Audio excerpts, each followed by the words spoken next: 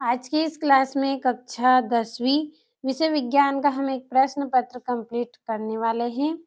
तो पूरे इम्पोर्टेंट प्रश्न इस वीडियो में आपके लिए लेके आई हूँ। ऐसे प्रश्न हैं जो आपको एग्ज़ाम में अच्छे अंक दिलवाने में काफ़ी मदद करने वाले हैं। तो पूरा वीडियो लास्ट तक देखें। समय कम लूँगी और पूरे प्रश्नों को आपको अच्छे से बताऊँगी यहाँ पे। तो पहला प्रश्न, सही विकल्प चुनिए। तो निम्न में कौन भौतिक परिवर्तन नहीं है? तो निम्न में से कौन भौतिक परिवर्तन नहीं है? एलपीजी। दूसरा है दही में पाया जाता है, तो दही में क्या पाया जाता है? लैक्टिक अम्ल पाया जाता है। तीसरा है जल का पीएच मान होता है, तो जल का पीएच मान कितना है? 7 होता है। चौथा है मनुष्य में वृक्क एक तंत्र का भाग है, वह है तो क्या है? उत्सर्जन। पाँचवें पादप में जाइलम उत्तरदायी है, तो किसके लिए है? जल का वहन करने के लिए उत्तरदायी है जाइलम। छठा है दो तंत्रिका कोशिका के मध्य खाली स्थान को क्या कहते हैं? सिनेप्स कहते हैं। तो ये आपके 6 सही विकल्प हैं। अच्छे से आप स्क्रीनशॉट लें और पूरे प्रश्नों को अच्छे से कंप्लीट करें। अब अगले प्रश्न को हम पढ़ लेते हैं। अगला प्रश्न में आपका जो पहला रिक्त स्थान है, किसी रासायनिक अभिक्रिया का समीकरण के रूप में प्रतीकात्मक निरूपण डैश कहलाता है, तो क्या कहलाता है? रासायनिक समीकरण। दूसरा है अम्ल एवं क्षारक एक दूसरे को उदासीन करके लवण एवं डैश का निर्माण करते हैं, तो जल का निर्माण करते हैं। तीसरा है धात्विक ऑक्साइड प्रायः डैश होते हैं, कैसे होते हैं? क्षारकी होते हैं। चौथा है वे सभी प्रक्रम जो सम्मिलित रूप से अनुरक्षण का कार्य करते हैं डैश कहलाते हैं, तो जैव प्रक्रम कहलाते हैं। पांचवा है हमारे शरीर में नियंत्रण एवं समन्वय का कार्य तंत्रिका तथा हार्मोन के द्वारा होता है। छठा है किसी गोली दर्पण की फोकस दूरी उसकी वक्रता त्रिज्या की डैश होती है, तो कैसी होती है? आदि होती है। तो रिक्त स्थानों का अच्छे से स्क्रीनशॉट ले। अब हमारा जो तीसरा प्रश्न है जोड़ी, उसको पढ़ लेते हैं। पहली जोड़ी है ऑक्जेलिक अम्ल, तो इसका आएगा टमाटर में पाया जाता है। दूसरा है प्लास्टर ऑफ पेरिस, तो इसकी जोड़ी रहेगी CaSO4 1/2H2O। तीसरा है क्लोरोफिल, तो क्लोरोफिल की जोड़ी रहेगी आपकी प्रकाश संश्लेषण। चौथा है न्यूरॉन, तो इसकी जोड़ी आएगी तंत्रिका तंत्र की इकाई है। पांचवा है अभिसारी लेंस, तो इसका आएगा उत्तल लेंस। छठा है वर्ण विक्षेपण, तो वर्ण विक्षेपण आएगा त्रिभुजाकार प्रिज्म। तो ये आपकी जोड़ियां भी हो गई है, यहाँ से कंप्लीट अच्छे से करें। अब अगले प्रश्न को हम पढ़ते हैं। ये आपका अगला प्रश्न है, एक शब्द या एक वाक्य में उत्तर। तो पहला है नेत्र के किस भाग पर वस्तु के प्रतिबिंब बनते हैं? तो रेटिना पर बनते हैं।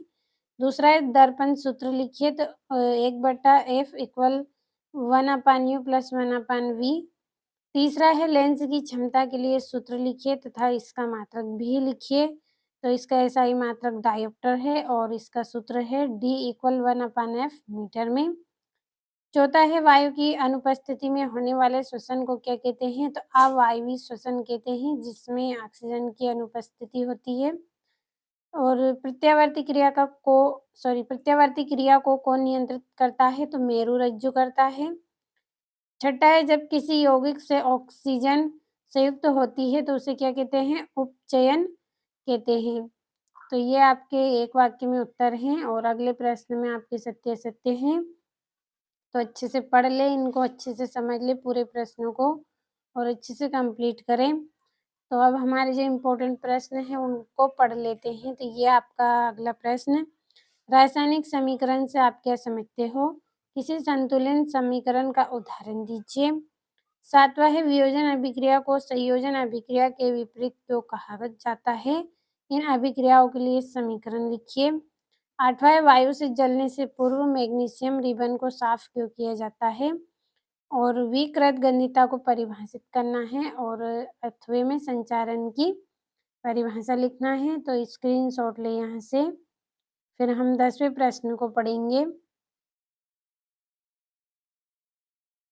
तो ये आपका यहाँ से 10वां प्रश्न है। अम्ल को परिभाषित कीजिए। 11वां है पीतल एवं तांबे के बर्तनों में दही एवं खट्टे पदार्थ क्यों नहीं रखने चाहिए? 12वां है आपका जीवन के अनुरक्षण के लिए आप किन-किन प्रक्रमों को आवश्यक मानेंगे? और 13वां है 2 मीटर फ़ोकस दूरी वाले अवतल लेंस की क्षमता आपको ज्ञात करनी है। और ये आपका 14वां है गोली दर्पण के वक्रता केंद्र की परिभाषा। तो यहाँ से इतने प्रश्नों का आप अच्छे से स्क्रीनशॉट लें और कंप्लीट कर लें पूरे प्रश्नों को। अब अगले प्रश्न की ओर बढ़ते हैं। तो ये आपका अगला प्रश्न है, गोली दर्पण की वक्रता त्रिज्या की परिभाषा लिखनी है और उत्तल दर्पण के 2 उपयोग। और 16वां है ग्रह क्यों नहीं टिमटिमाते हैं। 17वां स्पष्ट दृष्टि की न्यूनतम दूरी किसे कहते हैं, 2 नंबर का है। 18वां है प्लास्टर ऑफ पेरिस को आर्द्र रोधी बर्तन में क्यों रखा जाना चाहिए, समीकरण सहित लिखिए। तो 3 नंबर का है। इतने प्रश्नों का स्क्रीनशॉट लें, फिर अगले प्रश्न को हम पढ़ेंगे। तो अगला प्रश्न है आपका, धमनी एवं सिरा में अंतर स्पष्ट कीजिए। 20वां है अवतल दर्पण के कोई 3 उपयोग लिखिए।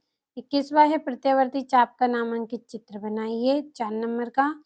22वां है ऊष्माक्षेपी तथा ऊष्माशोषी अभिक्रिया को उदाहरण सहित समझाना है, 4 नंबर का है। और ये आपका, तो आप पहले इतने प्रश्नों का स्क्रीनशॉट लें, फिर हमारा जो अगला प्रश्न है ये 23वां है, मानव के श्वसन तंत्र का नामांकित चित्र बनाना है, तो कंप्लीट अच्छे से करें।